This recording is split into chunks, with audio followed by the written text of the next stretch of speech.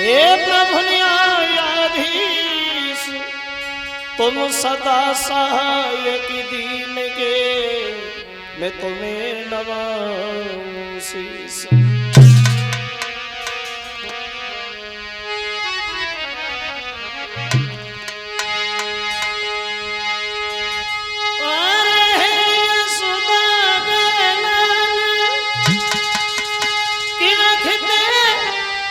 सभी को ख्याल अरे तेरी लीला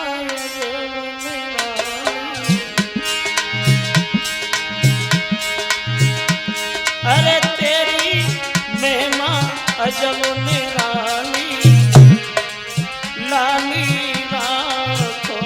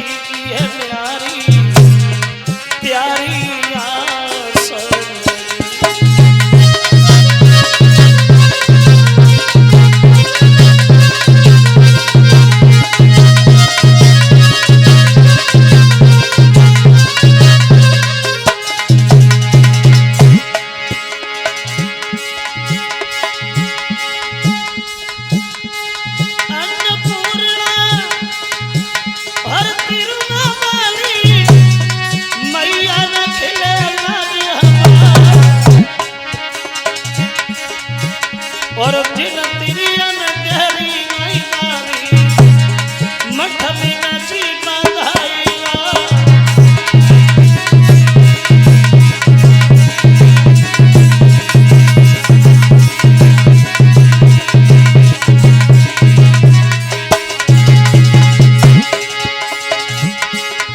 हम पापियों लोगों को सजनते पूजन करो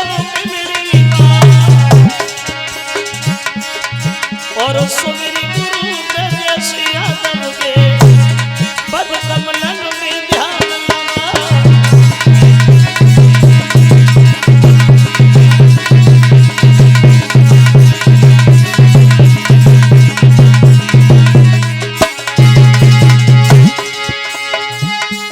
हम देवी सुमिरी गाएगा मजी हम नहीं जाने नाम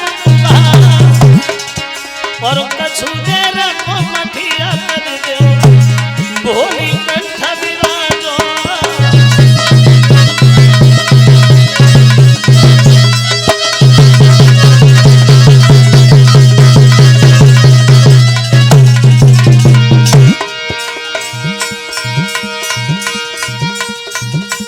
सोमरे खनिया तेरा सुभाले सहियर तेरू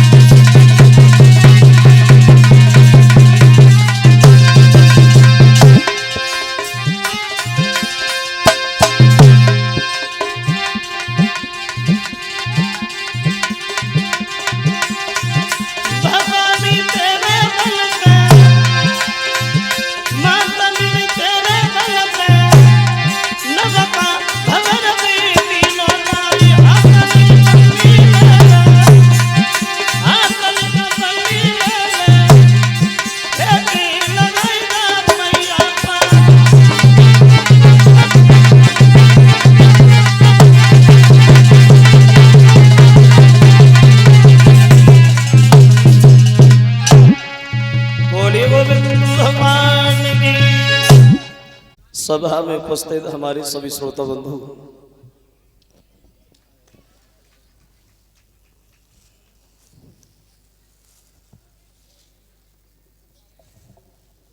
आज ये भगवान की पावन कथा को चलते हुए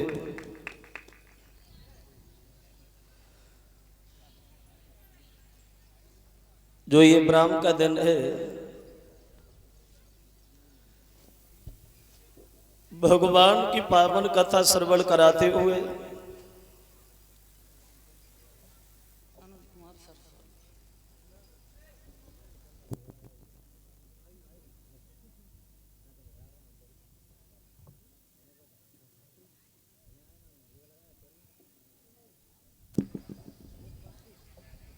गंगा के किनारे हरिहर क्षेत्र में व्यास के पुत्र श्री सुखदेव जी सुन रहे सुनिए महाराज परिषद प्रसंग जहां चल रहा था। भगवान यादव सरकार योगी राजकृष्ण के बारे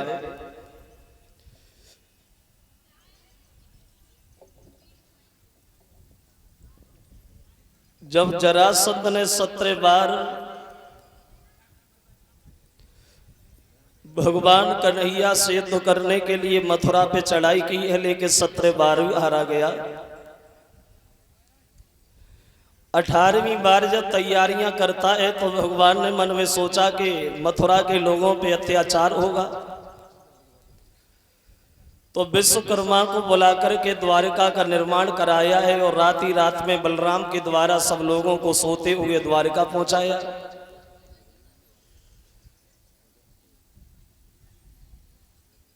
समुद्र के रास्ते से भगवान भी निकले गए। मुचकुंद का उद्धार करने के बाद और ये भैया बलराम और घनश्याम द्वारिका में जाकर के निवास करने लगे, तब इनका नाम पड़ा है द्वारिकाधीश। एक दिन भगवान श्याम सुंदर अकेले में बैठे हैं, वृंदावन का ध्यान आ गया, बड़े व्याकुल हुए। मन में विचार करने लगे कि परसों का वादा देकर के चले आए, बरसे हो गई, वापस लौट के नहीं गए, क्या हाल होगा वृंदावन के लोगों का, क्या लोग सोच रहे होंगे। आया था तब मां रो रही थी, राधा व्याकुल थी। अब वृंदावन का ध्यान करके भगवान व्याकुल होने लगे। तो अक्षमात सखा उद्धव आए और भगवान से पूछे लगे, श्याम वैसे तो आप हमेशा मुस्कुराते रहते थे, लेकिन आज इतने परेशान क्यों हो मुरलीधर, क्या कारण है। तो उद्धव वृंदावन की बात जब पूछने लगे हैं तो कन्हैया पुरानी बात बताने लगे। उद्धव सुनो, परसों का वादा देकर के चला आया वृंदावन से, बरसे हो गई, वापस लौट के नहीं पहुंच पाया। एक हमारा काम करोगे उद्धव? क्या जवाब दी, अभी हम तो थोड़े उलझनों में हैं, माँ यशोदा को जाके समझाना, तुम वृंदावन चले जाओ, राधा को भी गोपियों को समझा देना कि कन्हैया आने में असमर्थ है, लेकिन तसल्ली धारण करें, श्याम आएंगे जरूर। तो उद्धव बोले, प्रभु हम चले तो जाएंगे, लेकिन एक बात की चिंता मन में लगी है। काहे की? हम वृंदावन में कभी गए हैं तो लोग हमें पहचानते, हम तो कभी जीवन में गए भी नहीं है, वृंदावन के लोग हमें पहचानेंगे कैसे।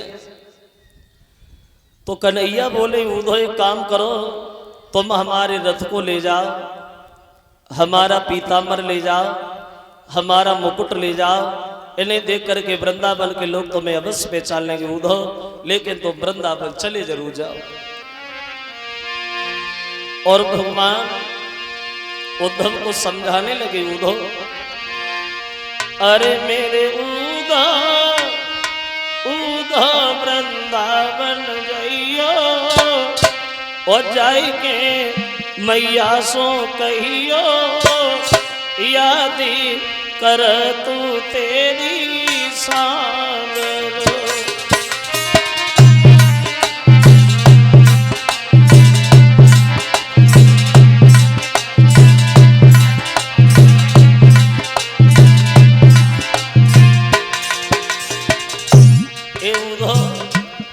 वो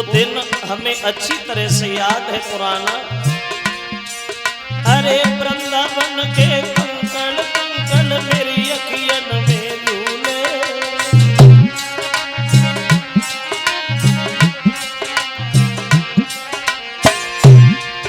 अरे वृंदावन के कंकड़ कंकड़ मेरी अखियन में झूले। वृंदावन के पात पात मेरे मोर मुकुट को चूमे। ऊधो ऊधो गगन दी जइयो जाय के मैया सो कहियो यादी कर तू तेरी शान।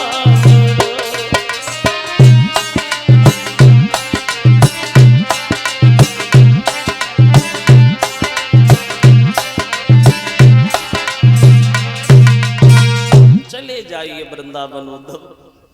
माँ यशोदा राधा गोपियों को जाके समझा देना, कह देना कि श्याम आने में असमर्थ हैं, और एक बात जरूर कहना कि गोपियां सब योगिन बन के रहे। एक खत लिया है नंद बाबा माँ यशोदा के लिए लिखा भगवान ने, और एक खत राधा गोपियों के लिए दे दिया। और उद्धव भगवान का रथ लेकर के चले वहां।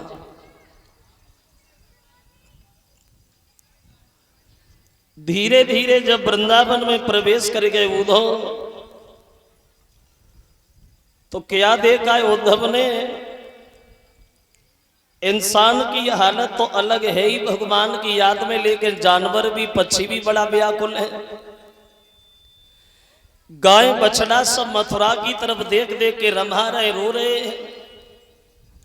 धीरे धीरे उद्धव आगे बढ़े हैं रथ लेकर के। और जब माँ यशोदा ने दूर से रथ आता हुआ देखा तो एक बार ऐसा लगा कि कन्हैया आ रहा है। दौड़ी है यशोदा रथ की तरफ कन्हैया को समझ करके, लेकिन जब रथ के करीब गई हैं तो उद्धव को देख करके यशोदा घुटनों पे सर रखे रोने लगी। अरे श्याम, ऐसी कौन सी भूल हमसे बन गई जो तुम हमें भूल गए कन्हैया? अब यशोदा अपने पुत्र श्याम सुंदर की याद कर करके रोने लगी रास्ता में। तो उद्धव रथ से नीचे उतर के आए और बोले मैया रोए, तेरे लाला ने हमें भेजा है माँ, कन्हैया नहीं भेजा है तुम्हारे पास। जब कन्हैया का नाम सुना तो यशोदा उद्धव के करीब गई, बोले क्या कहा है हमारे श्याम ने? तो जवाब दिया मैया भी कन्हैया आने में थोड़े असमर्थ हैं, लेकिन तेरी बड़ा याद करते माँ। और एक बात हम और बताना चाहेंगे मैया, शायद तुझे नहीं पता होगा, जिन्हें तुम आज तक अपना बालक समझती नहीं, जिन्हें तुम अपना बालक समझ के पालती नहीं, सच तो ये है मैया वो तुम्हारे नहीं बल्कि वसुदेव और देवकी के बालक। और जो यशोदा ने ये शब्द उद्धव के सुने तो यशोदा और तेज रोने लगी। उद्धव तुमने आज बड़ा अच्छी बात कही, मुझे कहां पता था कि कन्हैया मेरा नहीं देवकी का लड़का है। आज मेरे समझ में आया उद्धव, मेरा तो हिसाब वो हो गया जैसे कोयल और कोआ वाला। कोयल के बच्चे को कोआ पालता है, पालने के लिए अपनी जी जान लगा देता है, लेकिन जब बड़ा हो जाता है तो उड़ जाता है। उद्धव आज वही हिस्सा मेरा बन गया। हमें क्या पता था कि कन्हैया मेरा नहीं कि देवकी का लड़का है। और यशोदा कन्हैया की याद करके रोने लगी। उद्धव आज हम समझ गए कि कन्हैया चलो बड़ी दूर, कन्हैया भाग बड़ी दूर।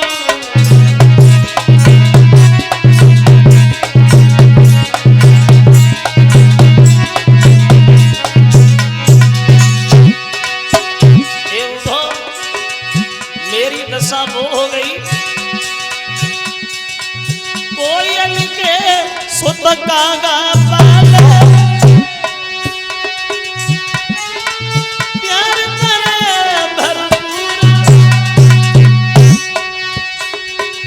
वैसे श्याम को हमने पालो, मैं हुई गई मजबूर, कन्हैया बाज गो बोस बड़ी दूर।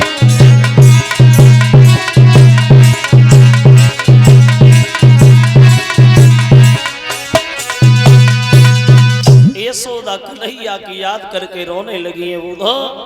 अब तो ये किस्मत की बात है कि अब हमें पता भी चल गया कि कन्हैया अब वापस लौट के नहीं आएगा। नाना भांति यशोदा को समझाते मैया तसल्ली धारण कर, ये तो तेरी किस्मत है जो तीनों लोगों के नाथ तेरी गोदी में खेल के बड़े हुए हैं माँ, ये तेरा बड़ा सौभाग्य है। पूरी रात नंद बाबा यशोदा को समझाते रहे उधो। सुबह जब हुआ है तो गांव से बाहर घूमने के लिए चले तो क्या देखा उद्धव ने कि एक कुआं पे कुछ लड़कियां पानी भर रही हैं, और पानी तो भर रही है लेकिन लड़कियों की दशा क्या है। उद्धव ने दूर से देखा वे लड़कियां जो हैं जो पानी भर रही हैं कुआं पे, अगर किसी लड़की के एक हाथ में रस्सी है दूसरे में घड़ा है तो उस लड़की को यह भी ज्ञान नहीं है कि इस रस्सी को हम घड़ा में भी फंसाएं। कोई जल की भरी हुई गागर सर पे रखे है तो उसे इतना ज्ञान नहीं है कि हमें घर पे जाना है दूसरा काम करना। कोई गागर कुआं के अंदर डाले हैं तो उसे इतना ज्ञान नहीं है कि हम इस गागर को ऊपर खींच लें। कन्हैया की याद में गोपियां खड़ी हैं मां कुआं पे।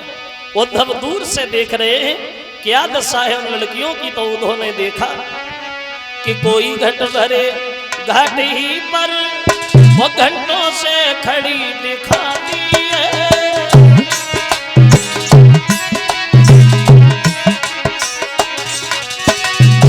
देख रहे उद्धव, कोई घट भरे घाट ही पर घंटों से खड़ी दिखाती है। कोई गागर डाले जल में न डुबाती है न उठाती है।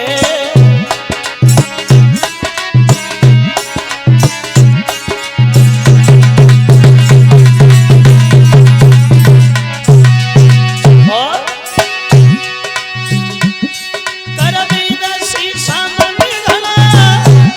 सुध भूली मगर फसाने की, काऊ में घड़ा सर पे रखो पर खबर नहीं घर जाने की।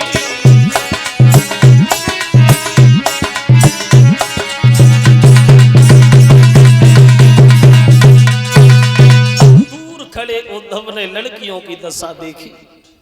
बहुत देर हो गई लड़कियों को देखते देखते। लड़कियां एक दूसरे से बातें कर रही हैं। सहेली ललिता, क्या श्याम सुंदर हम लोगों को भूलेंगे? क्या कन्हैया अब नहीं आएंगे? तो चंद्रा ने उत्तर दिया है बहन ललिता श्याम सुंदर आएंगे तो, लेकिन वो अभी नहीं आएंगे। कब आएंगे? जवाब दिया वो तब आएंगे जब हम उनकी ब्रह वेदना में तड़प तड़प के मर जाएंगे, अभी थोड़ी आएंगे। अब लड़कियां एक दूसरे से बातों में लगी हैं तो उद्धव ने धीरे धीरे रथ आगे बढ़ाया। जैसी रथ देखा गोपियों ने तो चारों तरफ रथ घेर करके खड़ी हो गई। उद्धव को देखा तो लड़कियां दूर खड़ी हो गई रथ से हट करके। तो उद्धव आगे बढ़े हैं, अपना परिचय बताने लगे। बहन आओ मेरी बात सुनो, मैं मथुरा से आया हूं। जब ये कहा कि मथुरा से आया हूं तो लड़कियां उद्धव के करीब भाग करके पहुंच गई।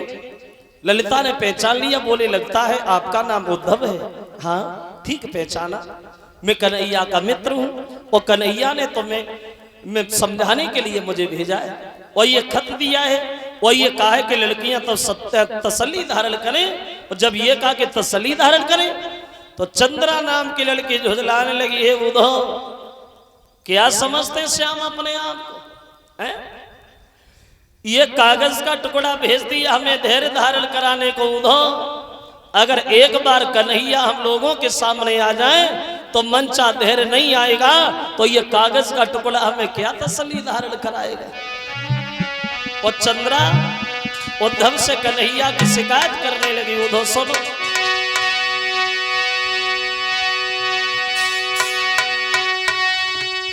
चंद्रा बोली धीर के लिए कागज कुछ काम न करते, वो जीवन के सूखे पड़े भये पत्तों से कुआं न भरते। उद्धव जीवन के सूखे कुआं कभी पत्तों से नहीं भरते। ये कागज का टुकड़ा लेके चले आए हमें तसल्ली बंधाने को। ये कागज का टुकड़ा हमें क्या धैर्य धारण कराएगा? वो बोली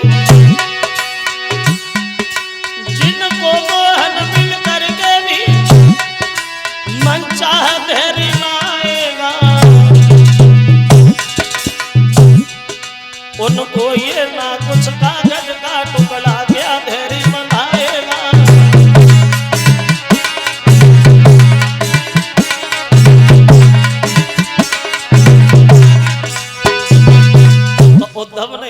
दिया है बहनाओ, आप नाराज हो गई, मिगिन बन के रहे। तब तक ललिता आगे बड़ी, बोली उद्धव इधर हमारी एक बात सुनो, हम योगिन तो पहले से ही बने बैठे हैं, बैरागिन तो पहले से बने बैठे हैं, ये कौन सा संदेशा भेज दिया श्याम ने हम लोगों के लिए? ए उद्धव, अगर वृंदावन छोड़ के मथुरा में जाकर के राजा बने गए तो इसका मतलब ये थोड़ी हुआ कि वो सब पुरानी बातें भूल गए। अरे बे भूल गए उद्धव, लेकिन हम उनकी बातें ना उन्हें भूले और ना हर की जिंदगी में भूल पाएंगे। एक एक दिन हमें याद है उद्धव कन्हैया के साथ बीता होगा। और बोली वो ललिता, क्या भूले गए गोलचा खाना या चोरी करना छोड़ दिया?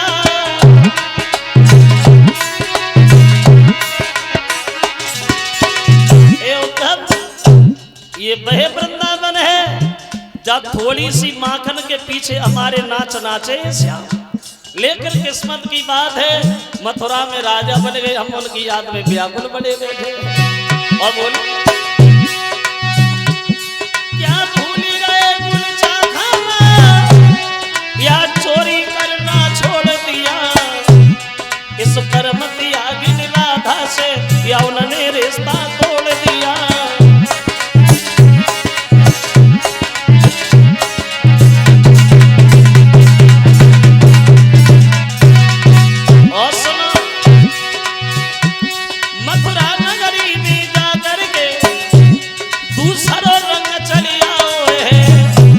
राजसी भोग में पल करके हमको लिखियोगा पठाओ।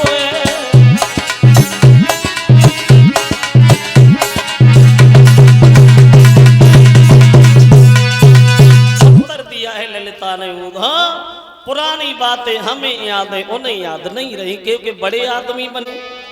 कबे बंसी मारे बोली कि कबे बंसी मारे वो मुरली मनोहर मेरे सारे।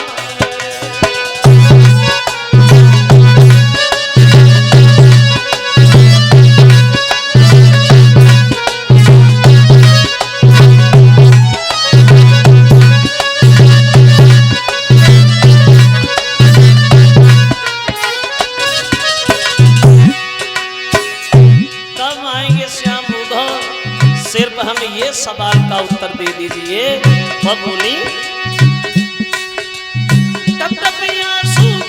रोई रही राधा सी सुकुमारी, मोह छोड़ी गए मनमारी, मोह छोड़ी गए मनमारी, मेरी याद विसारी ब्रजेश टूटे सब सहारे, मेरे टूटे सब सहारे, मुरली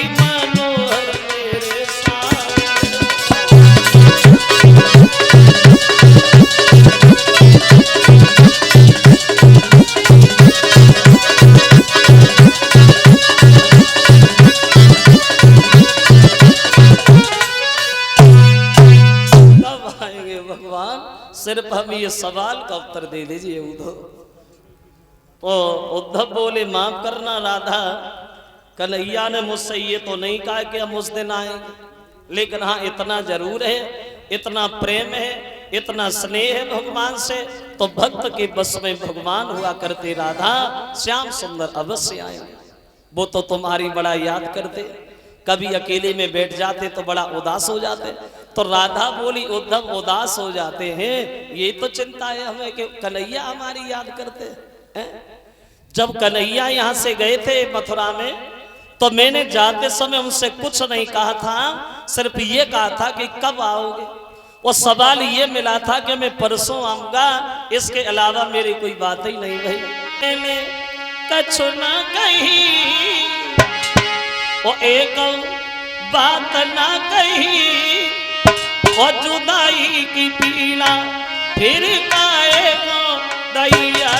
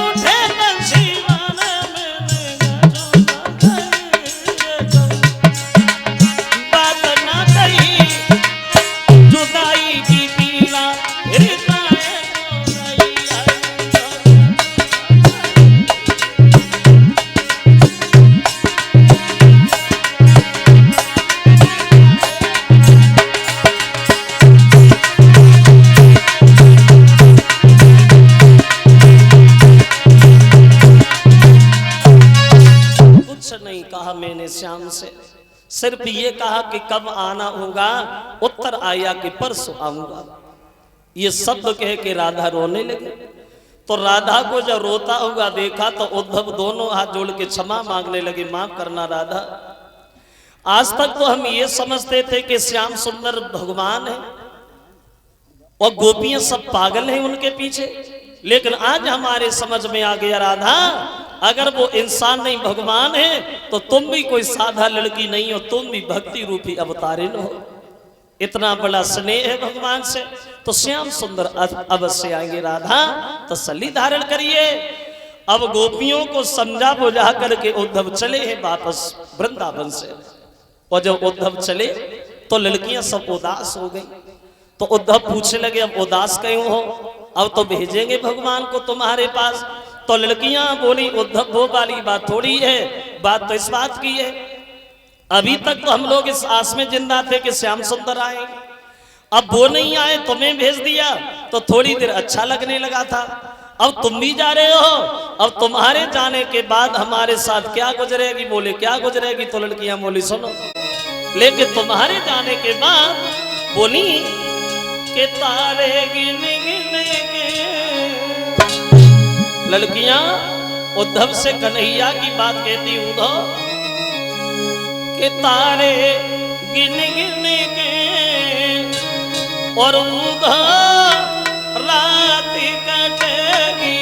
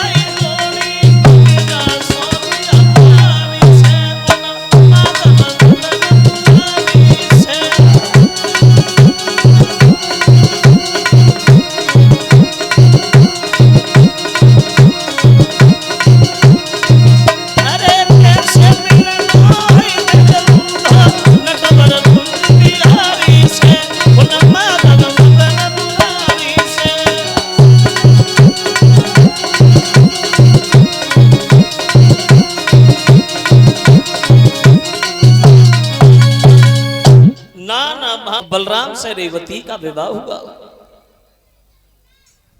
लेकिन दूसरा विद्वान ये बता रहा है कि बलराम की शादी रेवती से तो भई, लेकिन ऐसे नहीं भई। फिर कैसे भई?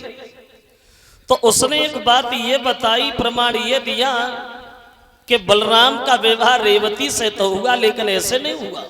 कैसे हुआ? तो बताया ये रेवतक जो थे ये भगवान ब्रह्मा जी के पास ज्यादा रहा करते थे, और ये रेवती का जन्म जो हुआ था ये सतयुग में, रेवती सतयुग में पैदा हुई थी। लेकिन इसमें शंका वाली बात यह है, जब रेवती सतयुग में पैदा हुई थी लेकिन बलराम तो एक द्वापर में आए थे। इसमें 1-2 साल नहीं बल्कि लाखों वर्षों का अंतर है। लेकिन वो विद्वान यही कह रहा है कि बात यही सच है, ये रेवती जो सतयुग में पैदा हुई और सतयुग में ही जवान हो गई, सतयुग निकल गया, त्रेता बीत गया, द्वापर आ गया, लेकिन रेवती का विवाह नहीं हुआ। देखिए वो कवि कहता है, तो बीती गए युग तीनी अब मलिन भयति भाई, तोल एक साथ की हुई गई रे बाबिया की देखो सतयुग में रेवती पैदा भई, लेकिन द्वापर युग आ गया मगर शादी नहीं हो पाई। तब रेवती की लंबाई द्वापर युग में 21 हाथ ऊंची हो गई, 21 हाथ लंबी रेवती। देखिए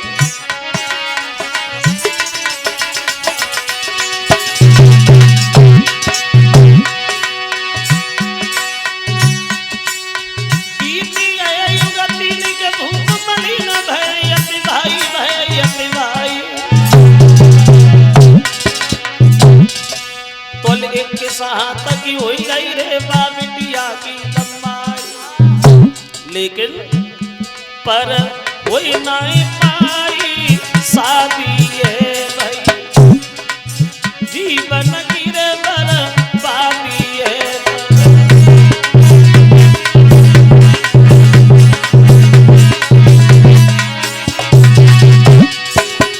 नहीं बन पाई बस जाती है,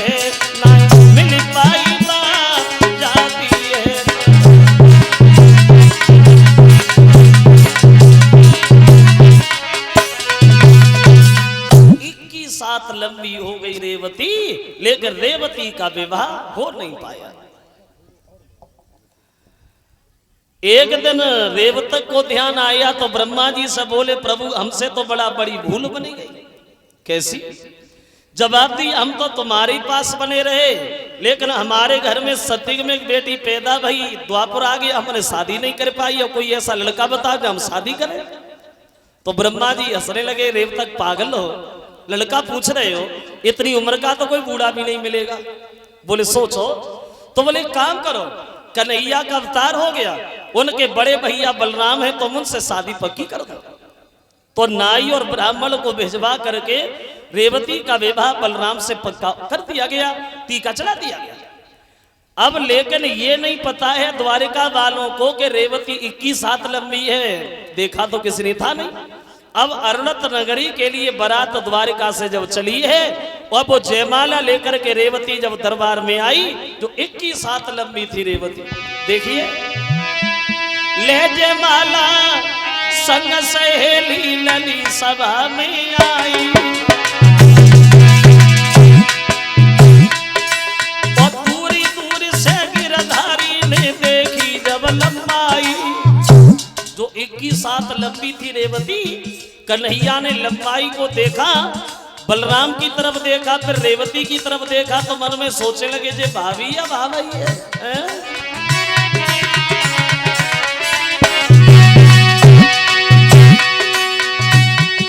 महाराज रेवती बलकी चली अगर, और देख रेवती को मुरलीधर मन में करे विचार, बोले मेरो छोटो सोए भैया इतनी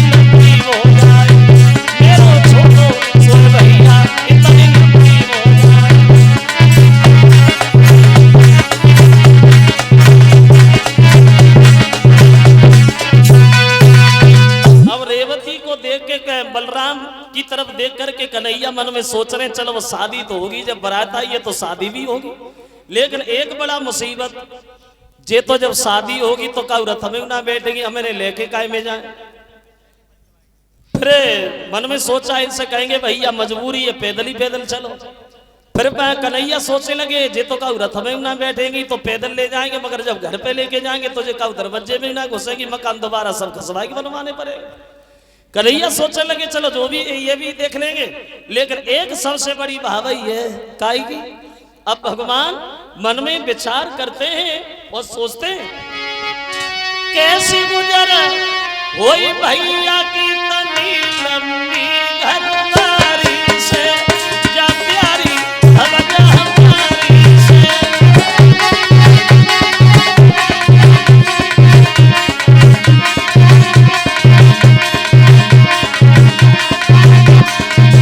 अब भगवान मन में सोच रहे हैं मेरो भैया लागे बारो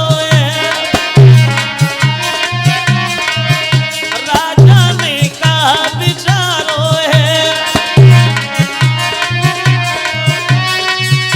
अरे इतनी दिमना भई सगाई लंबी भई महतारी से, जा प्यारी भगत हमारी से।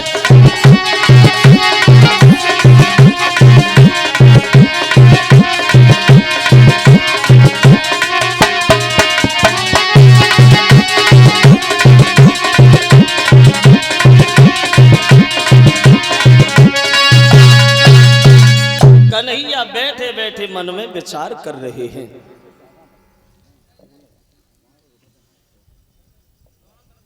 हंस रहे हंस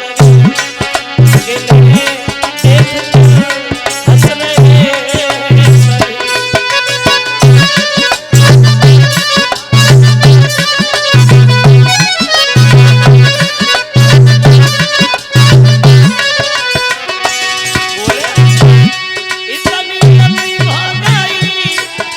छोटो सो भाई इन्हें देख कर हंस रहे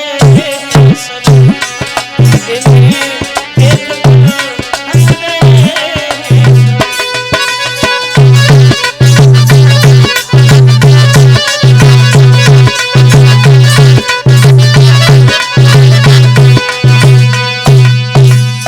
अब बलराम से नारद बोले बलराम तुम्हें कुछ सोचो, तुम्हें इन्हें अपने बराबर करो। तो बलराम बोले कैसी बातें कर रहे नारद में, कौन से बोलते हैं जो ढीले करके छोटी करे। बोले सोचो। तो वो विद्वान ये बता रहा है कि बलराम ने अपनी शक्ति से उन्हें अपने बराबर किया और बलराम का विवाह हुआ है रेवती के साथ। चले आए द्वारिका। बलराम की शादी तो रेवती के साथ भई। अब देखे कन्हैया का पहला विवाह कैसे हुआ, पहली शादी कैसे भई।